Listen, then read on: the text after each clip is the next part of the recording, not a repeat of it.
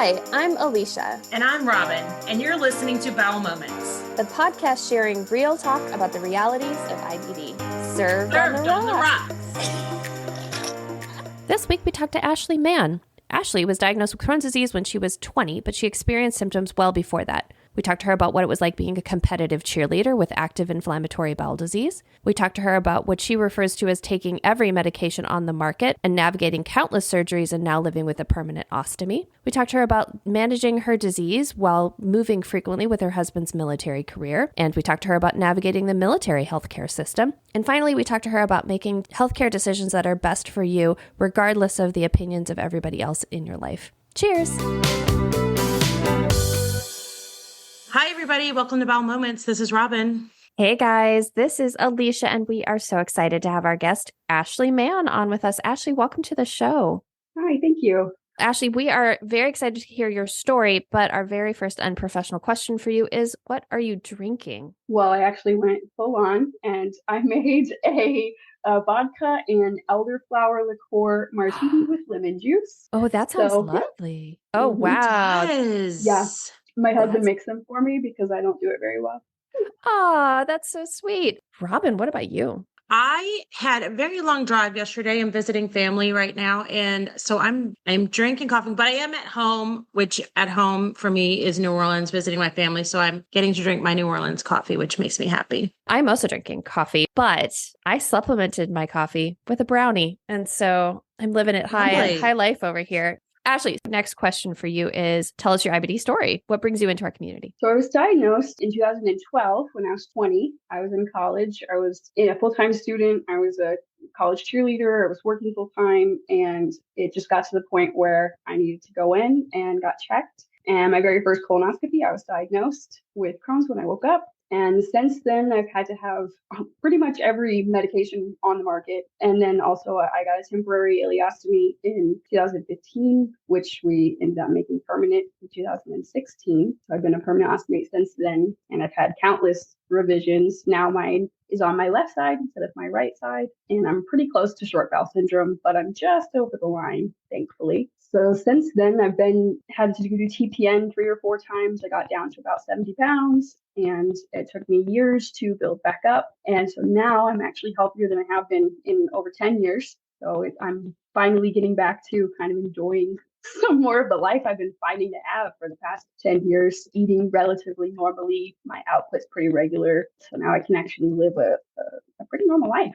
Okay. That is the shortest synopsis we've ever had of what had to be the most dramatic and traumatic, 11 years of someone's life, pretty much ever. I mean, we get people on the show that are like, oh, don't worry. I have the Cliff's Notes of my story. Don't worry about it. But that was the super Cliff's Notes. And even in the questionnaire that we send out, I would have never been like, I am about to start crying right now just because of all of the things that I am imagining that you went through. Literally, I am tearing up imagining what you went through just based on that 2-minute synopsis. Not even 2 minutes. That was a minute. The minute synopsis that you just gave us. Keep it short, so I did. Here's the thing. Alicia and I are usually like, don't keep it too short because then we don't have any place to go. I could ask you a million questions right now. I'm just floored by how you were able to just condense that into a minute. I'm floored. I've got a really good elevator speech. Yeah, sure. So pre-diagnosis, I guess, would be the best way to start. I've never really had a solid stool in my life that I remember. It was normal for me at that point. But progressively, I started having accidents out. I used to carry clothes. My mom would have to buy me clothes almost every time I leave the house. I would end up pooping my pants and need stuff. And I got to the point where I was really dehydrated. So I would pass out a lot. And so my mom got really good. We called it trust falls. Basically, she just kind of caught me. So she had been telling me for years that I needed to get it checked, but because it was normal to me, I really didn't know. So I just kind of fought it. And then as this started to get more symptomatic, I fought harder against it. And until the point I was in a rock opera and we were able to go to France for 2 weeks to perform. And I was really concerned that my roommate would notice my bathroom habits. And then, in college, I would do my homework in the bathroom. This is your concern? in all of this, this is your concern. Yeah, This is how we are. This is how we are. Yeah, it was just, she's Continue. going to notice I'm in there for 30, 45 times a day. I mean, I would do homework in the bathroom. I left my laptop in the bathroom. I had a bucket next to the toilet that I could throw up into while I was pooping. My mom would bring me Gatorades. I mean, that was my life. So then I was like, well, she's going to know. Like, it's a tiny bathroom in France. Like, she's going to know. And so I had to have that conversation with her. And then she was like, have you ever gotten it checked? And I was like, no, I haven't. And so eventually, after I got back from France and talked to my primary care, who I'd been seeing, we'd been there since I was in the second grade. So she knew me. She's like, why'd you never bring it up before? And sent me straight to a GI who sent me straight to a colonoscopy. And when I woke up, he was like, yeah, this is pretty bad. And you're potentially going to need surgery pretty quickly. And I did about a year later. So my mom was very happy that I finally got checked.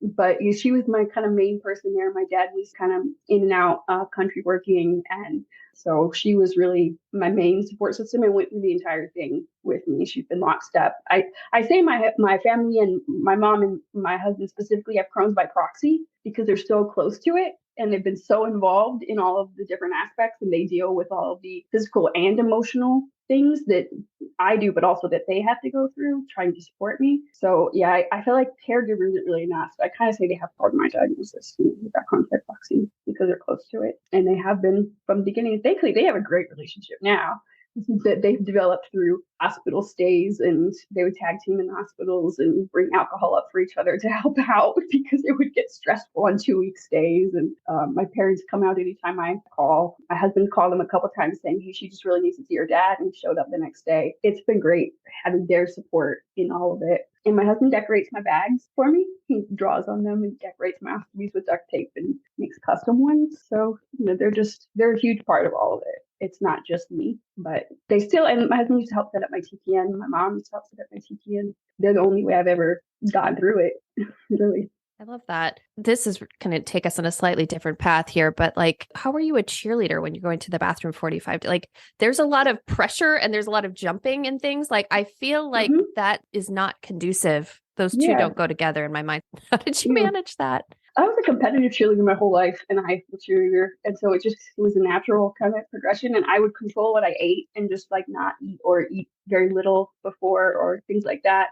And playing around that, go back right before a game or a performance, and then go right after. Take a lot of Imodium. Just basically just eating the Imodium like candy. But it became so normal, I could almost just regulate it a little for those times. And because you're used to the stress and the pressure, it doesn't really add a lot to it because it becomes your normal. So it didn't really affect me as far as emotions that way because I was so comfortable doing it. Got it. I mean, yeah, I was like, I don't know how you're managing to jump around without there being some sort of accidents happening. So that's I'll wear helpful. pads, like pad liners in my underwear too, in case I had leaks or things like that. If it was a little bit longer for like an entire day where you're going to be out on the court. But you get breaks. You get to go in during quarters and I just go back and drink a lot of Gatorade. Got it. Okay. Sorry. Little side path coming back around. So you have your very first surgery. This is in your 20s when 20. you were 20. Okay. So you have your first surgery when you're 20. There's a lot between first surgery just diagnosed and short bowel, which is now just 11 years later. So talk a little bit about, first surgery was a resection probably? Yeah, I had my ileocecal valve removed. That was where most of my scar tissue and disease was. So they took that part out, put me back together, and then told my parents it was like my intestines were like lead pipes because they were so damaged they weren't squishy anymore. So it was a lot of scar tissue. So that I kind of started getting me used to the idea that surgery was going to be something else I would have to do again potentially, and they were right. So eventually we did the temporary ostomy while I was living in Texas. I had been married for about 6 months when I got my first temporary ostomy. And so that was quite a challenge to a new relationship on top of everything else. How do you start a marriage and be intimate when you've got something right there? But he was great about it. And I responded pretty well to the temporary ostomy. I had a few issues as we had to do some minor revisions at the beginning. I originally had loop ileostomy. We had to turn to end ileostomy because I was still pooping through my rectum, and that worked a lot better. Because of the stricturing in my disease process and a lot of the old scar tissue and active inflammation, I had to have a lot of revisions to the stoma site and to kind of right behind wherever the stoma was, because that's unfortunately where I would develop the strictures. So I had a lot of minor revisions over the years. And then we finally got to the point towards 2016, I had a fantastic surgeon in Arizona, Dr. Fonsum, and he was like, okay, this is not working. We're just keeping cutting. It's not gonna work. So we need to just make this permanent and get a good healthy piece of intestine and give you something fresh. And at that time, he told me I would never be able to reconnect. So I might as well go ahead and take my rectum because it would just save me another surgery later on to just kind of do it all at once. And so we did everything, sorry, but the whole thing. And that's when we made it permanent. And he told me that. And about 4 days later, I was in the OR. And getting it done right before Christmas. So I spent Christmas in the hospital. We had our own Charlie Brown for the Christmas tree that my husband brought up for us. So my first Christmas in the hospital. And it was a great decision. I noticed immediately that things started getting better. After the recovery, I could eat things more. I almost cried the first time I went to a movie theater and sat through an entire movie because I'd never done it before. And my husband had to get up and go to the bathroom, which I thought was hilarious. But I had got to sit there and watch the whole movie. And I still, to this day, it's one of those moments I look back on and I go, I made the right choice no matter what else. That moment solidified that for me and for my family, because my mom was really concerned about me making it permanent. She was not on board at the beginning, but very quickly she got on board when she saw the change. And so those kind of moments helped my family to feel more comfortable with a choice, because it was the first choice she wasn't really involved in. I was married now. I was in a different state now. And so she hadn't met the surgeon or talked to the surgeon, been to pre-op appointments where she'd been involved and been my primary caregiver at that point up until then. So it was a lot of different turmoil, and permanent is a terrifying term.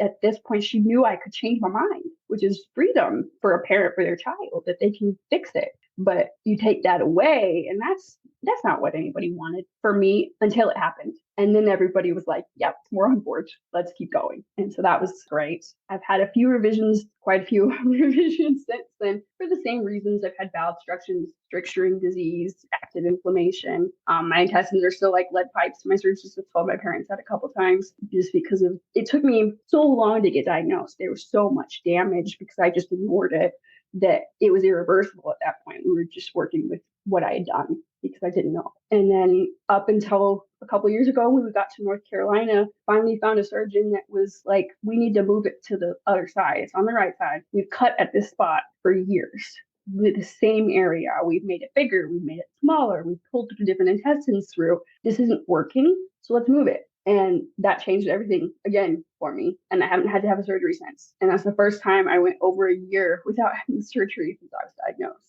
So that has been kind of the change that's given me my life back, because now that that's stable and my ostomy is functioning properly, then I can focus on nutrition. Then I could gain weight. Then I could start eating. Then I could start exercising and start doing things I wanted to do, like going back to school. So it's been another kind of life-changing moment that you dread. It's a huge difference. And I woke up from surgery with this gaping hole on one side and this new stoma on the other.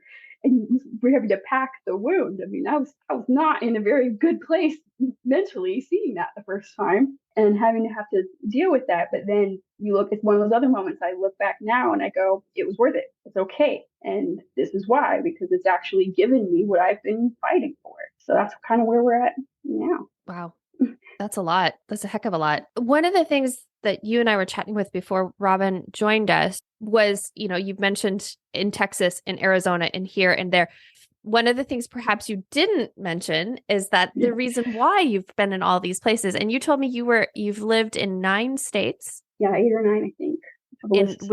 In 9 We've been years? married 9 years. Mm-hmm. Okay. So maybe explain to folks why. We don't just love moving.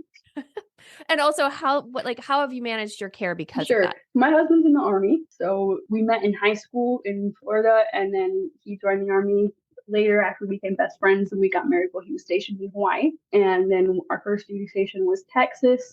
We've done Arizona, Colorado. We're now in North Carolina. Done a few more in between that I don't remember. And I've gone back home a few times to Florida to be with my parents when he deployed so that I wasn't alone. But we're hoping North Carolina's kind of permanent, which you never know with the military. But it definitely makes disease management a huge problem. And the Army has programs that are supposed to help family members and spouses with certain concerns.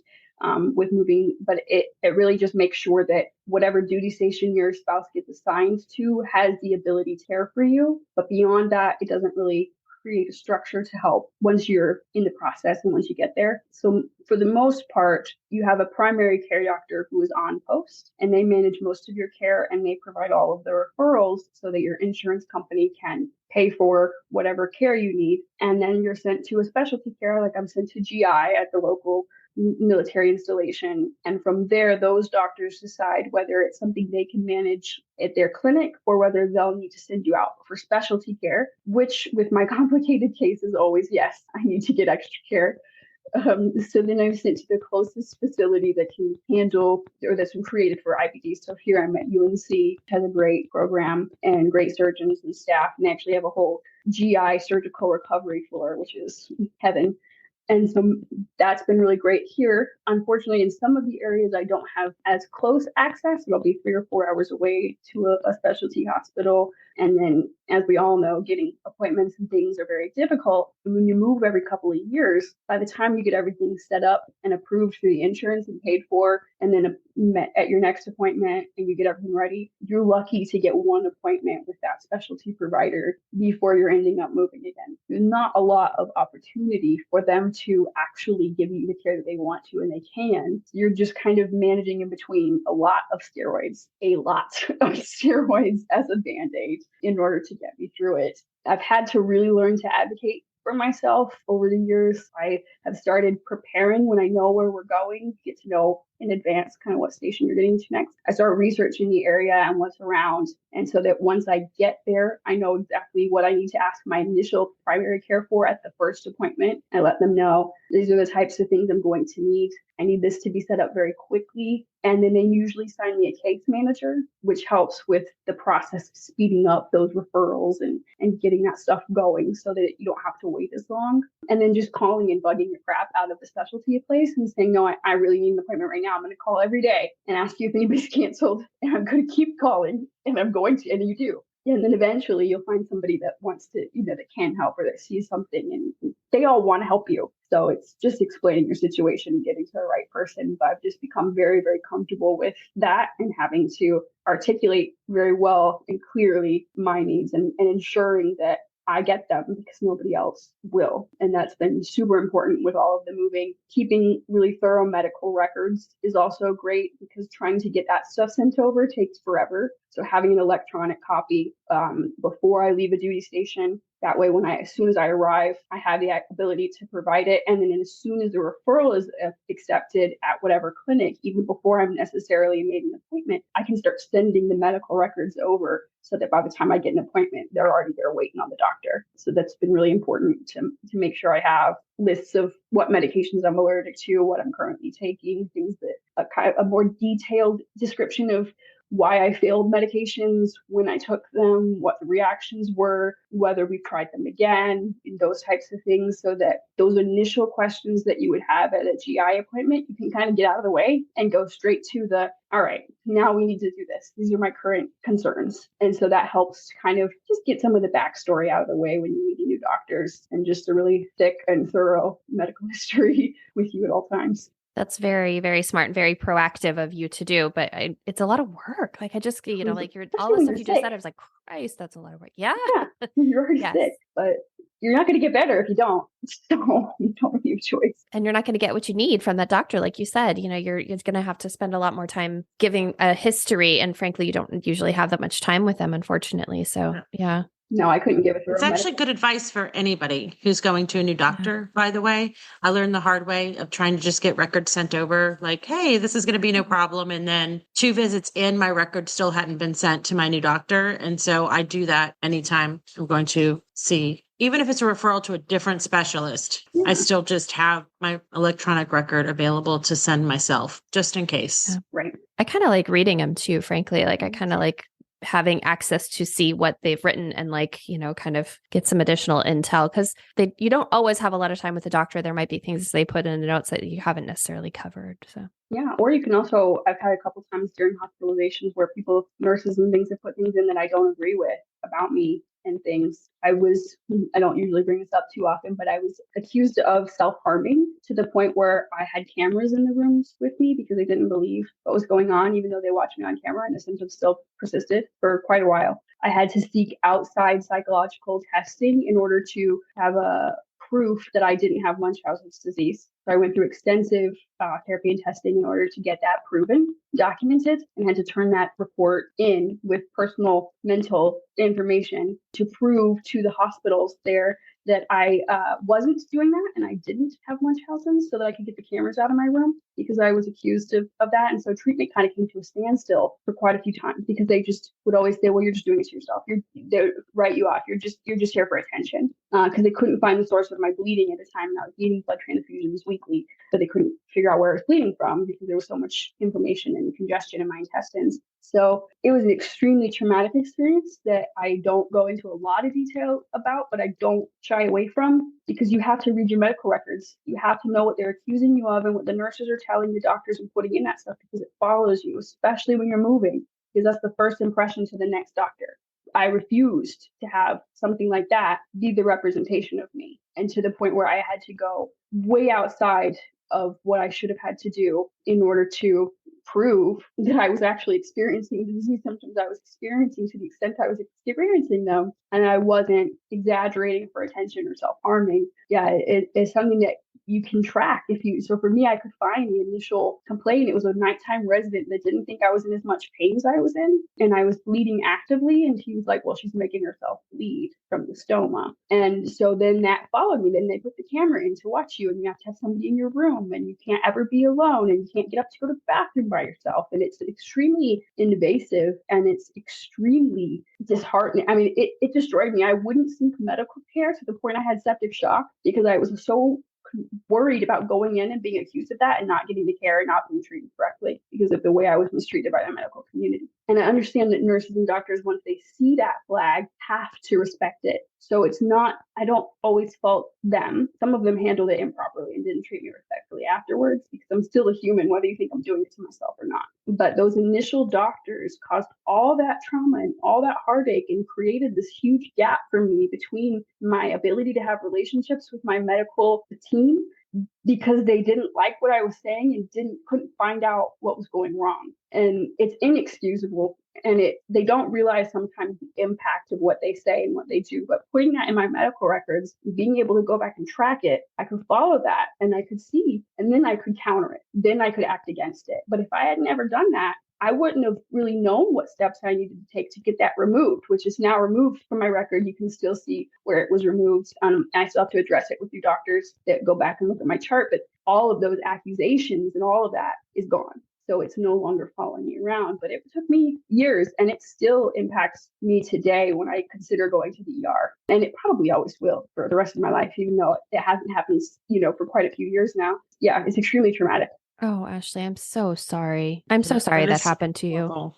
Yeah. Well, and not to mention the added expense that you had to go get all of this other testing and therapy to prove that it wasn't the case. But I think that's what's so difficult about these diseases, is that so much of it is internal. And like, you're in pain. Well, pain is subjective. Not something that's, you can't see it. It's not like it's something on your skin that they could go, oh yeah, that's a burn, and boy, that sucks, And so it is incredibly difficult. Mm-hmm. When years of treatment means you have a buildup to pain medication. So the initial doses aren't going to work, unfortunately. So I'm requiring more pain medication. That's because you guys won't treat the source. So it's a big cycle. It feeds on itself. And the mistrust between patients and doctors is detrimental. And the doctors probably don't even think about it. They don't remember me. They don't know what they did. And I still remember specific things that they told me. I mean, word for word, that cut me so deeply, I will remember them for the rest of my life. And they don't even remember who I am. And it's just sad. They throw their words away, and I can't get rid of them. I don't know if I've even mentioned this on the show before, but I can't tell you the last time I went to the emergency room. I don't go to the emergency room. Yeah. I mean, if I was like, I had a broken arm or, got in a car accident or something, I would go to the emergency room. But for my IBD, no, I do not go to the emergency room.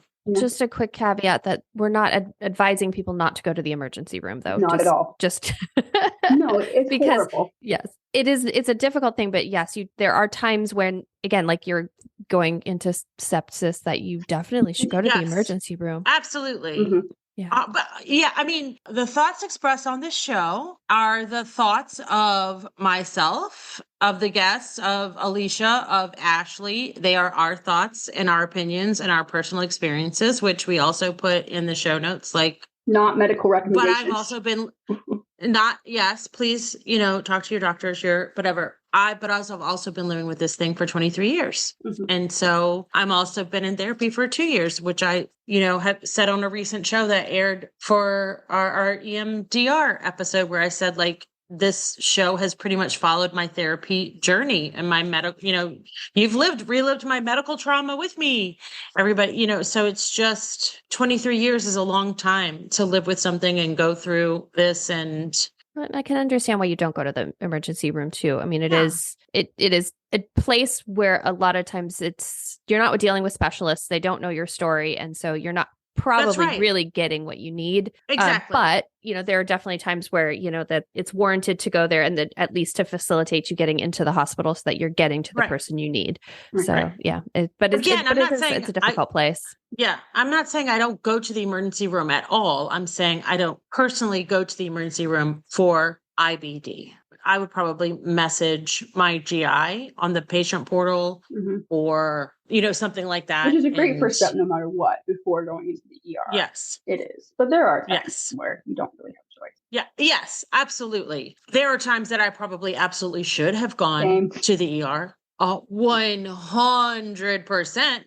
There's a specific time that my husband was like, I am never going to let you do this to me again. I am taking you to the ER. I'm not going to listen to you. If this ever happens again, I am not listening to you and I'm taking you straight to the ER. That has happened at least twice over the past 14 years. Was that the time you ate apples? Yes, that is the time. One of those times is the time that I ate apples. Yes. Yeah. He said, I'm never letting you do it again. Yeah. I'm going to switch gears a little bit because otherwise we'll just start talking about ERs. Ashley, I'm curious because you're the only guest that we've had on thus far that has actually gotten their care as part of the military system. Okay. So like as in actual doctors that treat family members that are like just the military, like medical system. Mhm. As part of that, you also get access to people outside of that closed system because, they can't have specialists in every place kind of thing. Can you talk a little bit about the differences that you've seen between sort of private healthcare or like commercial healthcare and the military systems, or what was that like? I didn't expect it to be such a large difference. You always hear about it, that the medical stuff in military is different, but it really is. A lot of active duty doctors also move around quite a bit. So they don't have the luxury of the long-term personal relationships with the people that they're seeing, especially in primary care situations. They get moved as quickly as the rest of the military does. So it changes a lot. Currently, I have an assigned PCM that I've never actually met. I just see people in the clinic. Which happens a lot, actually, which is great that they have other people around, but so you don't get that relationship that is really important for chronic illness. It's not as big of a thing for people that are healthy because you just go in once a year for your physical or whatever, and it's no big deal.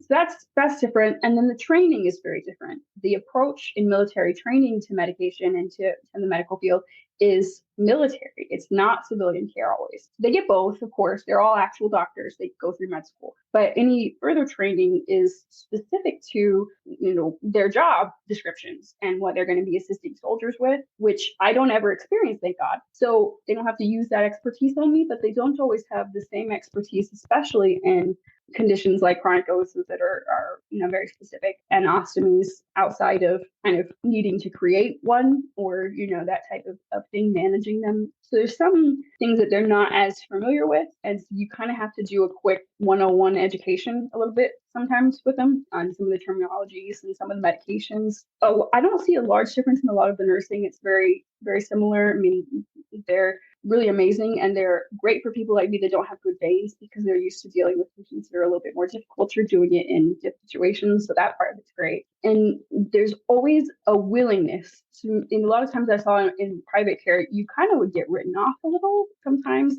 and the urgency behind your treatment wasn't really there. There's military doctors approach it. They want you to get you in and out, but they want it to be done. They don't want you to come back. And so it's kind of that, let's get to the point instead of let's beat around the bush. And so I really enjoy that. a lot. And I've also seen a huge willingness to learn in the military doctors because they don't necessarily get the same experience from other people. And so it's great from that side of it, but the lack of specific understanding is sometimes very difficult. And the patient care side of things is very different because they're officers. So if they're dealing with an enlisted soldier or things like that, they're nice people, but the tone and the things that they, the way that they approach conversations with people, it's not the warm and fuzzy, let me make you feel good about the diagnosis. It's, this is the way it is, deal with it. Like, so it can be a little bit abrupt, but I enjoy that. I'm a really straightforward person, but it's a little bit sometimes when they just come out and they're just like, well, this is what it's going to be. We're going to do this and that's it. And they turn around and leave because they're not used to people arguing with them. So it's a fun dynamic depending on the person. Then we get civilian providers that work inside of the hospitals too. And so there's a kind of a good mix. In the emergency rooms, I found it's really great because they're used to trauma. They're used to the in and out. So it does take a long time because a lot of people go to the emergency room as a primary care. Unfortunately, in the military, I think it was covered. But a lot of the doctors, once you're back or once I triage, I'm usually taking back pretty quickly, and they're great about the kind of urgency again of treatment, and the way it runs. The processes in the ER are great. It's like clockwork. A lot of times if you get a lot of military people working together, especially that know each other really well, I think the best experience I've had was in Texas. I had a GI, Dr. Anish Patel, and he was amazing. And the whole team, the whole GI team, his other doctors and my nurses were fantastic and all about making sure I had what I need and really supporting me to the point. I mean, they would open up their clinic and let me come in and get fluids rather than having to go to the ER and stay open late and do things like that for me. I mean, the nursing staff is fantastic. And he was a really unique military doctor because he had so much experience with IBD and he had so much passion for it. And he was a really funny guy. And the way he approached the relationship with his patients was almost a friendship, a mentorship, I guess I would say, of this is what I think you should do, but what do you want what do you want from this? What are you expecting from treatment? What are the things that are most important to you? And I'd never been asked that up until that point. And so it was really eye-opening to a way a relationship between a doctor and a patient could work and should work, and really set my expectation going forward because I knew what it would look like if we could actually get on the same page and work together towards the same goals instead of me trying to convince them to get on my side. And so it was great. It was a unique experience for me with military doctors, but it was really kind of life-changing for me having that whole team and him especially kind of teaching me as I was going on. So it's really luck of the draw with military doctors. When you get there and the right person gets assigned to you and you can work together the way he and I did, it was magic. Well, and what we discovered before we started recording is that the Dr. Patel she references Anish Patel, who has been on our show. And so, we're a big fan of Dr. Patel as well. And he does have a very unique way of approaching care and is incredibly knowledgeable. And so I'm glad you had such a great experience with him because we have not been to see him as, folks who need his care, but he's pretty darn funny and very, very smart. So I'll make sure I link to his show if anybody wants to listen to Dr. Patel tell his side of this. He didn't mention you, obviously, but you get to know him too.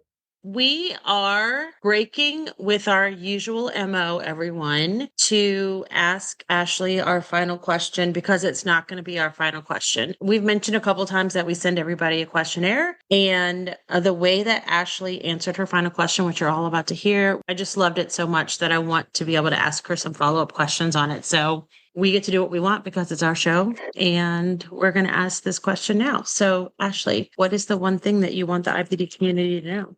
So the way I wrote it, I had to read it before this to remind myself once you brought it up. I think the initial response for most people, and I found myself going to it also, was that you're not alone, which is great and it's true and it's important. But for me, it's not the most important thing. It's that there's no wrong way to live with IBD. There are countless treatment options and medications and not choosing medication, surgeries, diets. I mean, it's extensive in the way that you want to treat this disease. And the whole world is going to have an opinion, your doctors, your friends, your family, everybody. But it doesn't really matter at the end of the day. Take all of that advice in, especially from trusted medical professionals and your immediately close circle. But the way you choose to go about it has to fit you, and you have to form it to fit you. You don't have to change you and your goals and your life to fit the way that people think you should live with this. It's however you want, and it's the right way if it's the way that you chose. And it doesn't really matter what the consequences of those choices are, because they're yours to deal with. So you're the one that gets to make that choice of what you're going to tolerate and what you're not. And I think people get really caught up in, I have to do what my doctor said. I have to do what my parents tell me. I have to do what my spouse believes is right. And they're all important opinions that should be considered. But at the end of the day, if you're not comfortable, if you're not willing to take that risk, if you're not willing, then don't. It's not wrong. It's valid, it's correct, and it's the way that you want to live your life, which you get to decide. And that's the most important thing to me. First of all, standing ovation. Oh, thank you. I think people also get caught up in wanting to make the right decision. And it can be overwhelming getting advice from so many different people, because it's going to be conflicting. What your medical team is going to tell you is going to be different than what your mom is going to tell you, which may be different than what your spouse is going to tell you, which could be different than what your sister is going to tell you. But then what about that Facebook group? And then what about your dietitian? But then what about, if you go to church, or if you're in a support group? I mean, what about the naturopath, or if you get acupuncture? But then there's this brand new product that's going to cure it, and they say to do something. It's just like every single avenue is going to tell you something different, and it can be overwhelming. And I think that sometimes we also get bogged down by wanting to make the right choice. And the way that you worded your response to that question is just the right choice for you. Mm-hmm. Yeah, it's the right choice for you. And there's going to be a risk no matter what path you take. Taking the medication, not taking the medication, taking an infusion over a pill. I mean, taking the surgery, not taking the surgery, is always a risk. You get to decide how much you're risking, what you're risking. And you don't have to get approval from anybody else. And that was really hard for me, especially when my mom wasn't okay with me getting my permanent ostomy when I did. And I know there was a lot of emotional stuff she was going through too, with me just being married and Travis kind of stepping in as my primary caregiver. But that was the first time I was against my mom in my diagnosis process. She had always been 100% behind me. And she said, whatever I want to do. And she came for the surgery and supported me through it. But it was really, really hard for me to pick what I felt was best over that extremely important and valued opinion to me that had been right so many times when I've been wrong. So it was hard, but it was a choice I felt like I had to make. And I've gone against doctors countless times now. I mean, to the point of leaving AMA. I didn't think I needed to be in that facility at that time. And it's a very difficult thing because it's not socially acceptable to go against the grain. It's not socially acceptable for someone to speak out against the medical community and go against the doctor, to go against family members, and to make the unpopular choice. I've turned down treatment options. I've chosen not to have treatment in times because the medications would give me more risky side effects or different side effects that I wasn't willing to deal with, but I was okay dealing with the side effects that I was currently experiencing. So it's a very hard thing emotionally to do, but it's empowering, and it ends up being the right choice every time because I'm okay with whatever I have to sacrifice because I made it. I'm not dealing with the consequences of my doctor's choice. I'm not dealing with consequences of somebody else. And it is a very, very hard stand to take every single time you take it, no matter how many times you do it. But it does get a little bit easier once you see the results of those choices, and emotionally the benefits, and mentally, like you said, getting overwhelmed.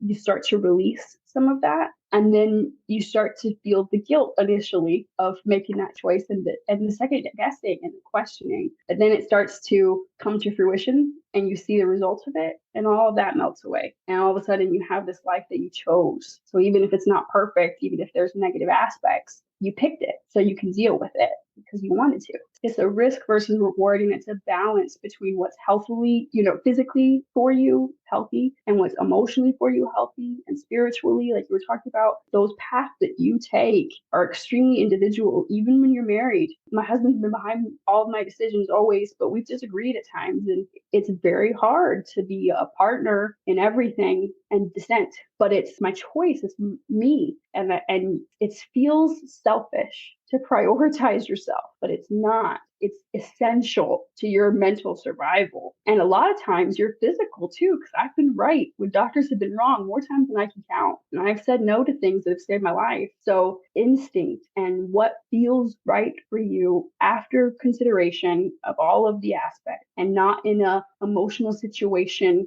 in an appointment where the doctor makes you angry, or when you're outside of those moments and you can clearly look at everything and see what you want and see what's best for you. Don't deviate. It's going to be hard, but it's so necessary and it's so rewarding. Alicia and I are very opinionated on this show. Mm-hmm.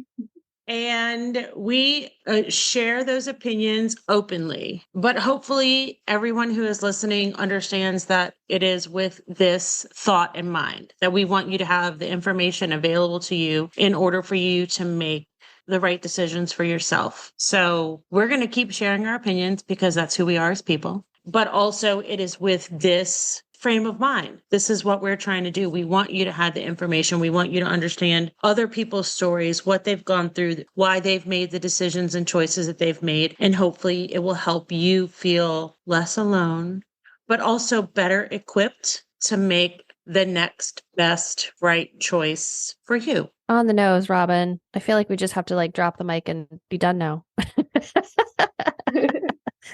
Ashley, I really feel like there's probably 200 more questions we could ask you, but unfortunately our time with you has ended. So thank you so much for the wisdom you shared and all of your story that you did share. And I know there's more, but thank you so much for joining us. We really appreciate it. Thank you to everybody who listens. We appreciate you guys as well. And cheers, guys. Cheers, everybody. Hi, this is Ashley. If you enjoyed talking with us on this episode, please rate, review, subscribe, and share it with your friends.